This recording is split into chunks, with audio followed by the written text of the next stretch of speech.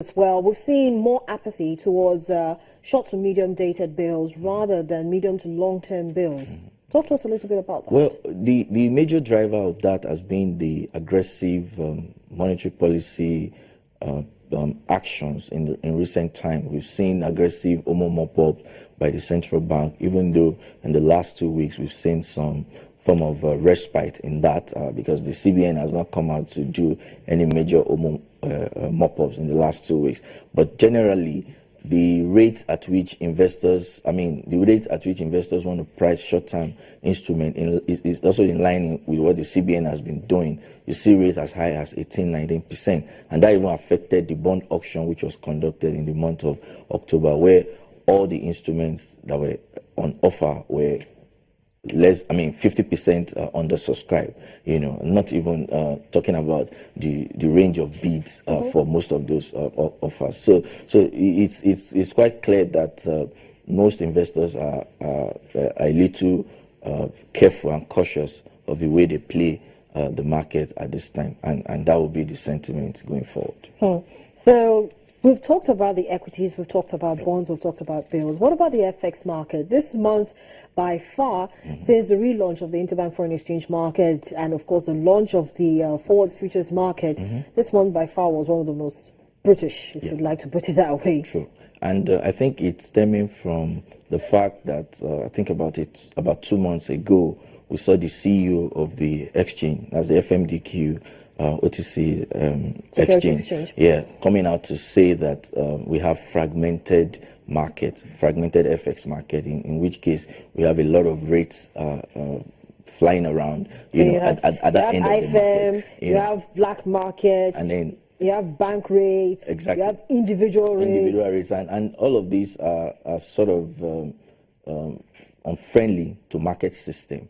And that's why if you call the treasurer of any bank today, they will tell you they don't know what the exchange rate for Nigeria is. And we think that Nigeria has very solid fundamentals, that things like this should not be said of an economy that is the largest in Africa. So our expectation will be that with time, maybe the CBN, of course the Monetary Policy Committee, will see the need to ensure that we have the sort of harmony in terms of rates at that market, because when you have fragmented rates, what the issue we had was majorly a commodity crisis issue, which was not properly managed and then degenerated into currency crisis that we have now, and of course a full-blown economic crisis which we're seeing right now. But what the authority needs to do is to sort of restore investor confidence, let the market be truly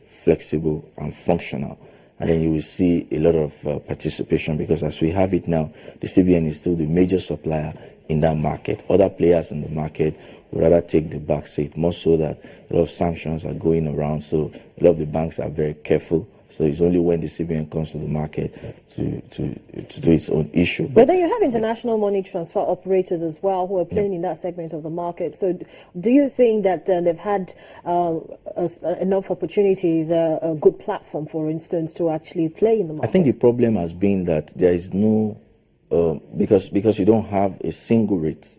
So there's no incentive for most who even have the supply to come into the market and play, because there is no right pricing. All right, so you see what the parallel market is saying, it's around 450, and if you do from our own analysis and valuation of the currency, we probably should be trading at about 400 to the dollar.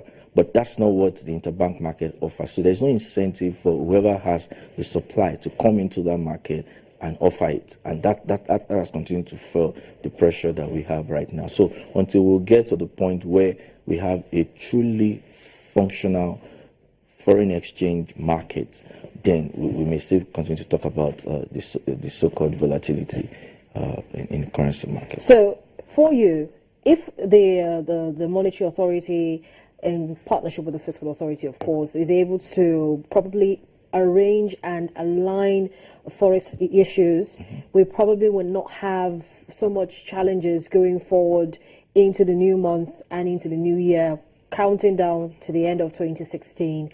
What's your expectation for the FX, for the bills, for the bonds, bullish, British, or Well, different? from the body language of the monetary of the CBN at this time, is not there is no clear-cut body language that suggests that there's going to be a change. But what we have been able to analyze is that, given time, after a while, the current situation will become unsustainable, and then the right thing will have to be done. We only hope that when it is done, is not going to have much more negative impact. The right thing is to allow the market determine rates.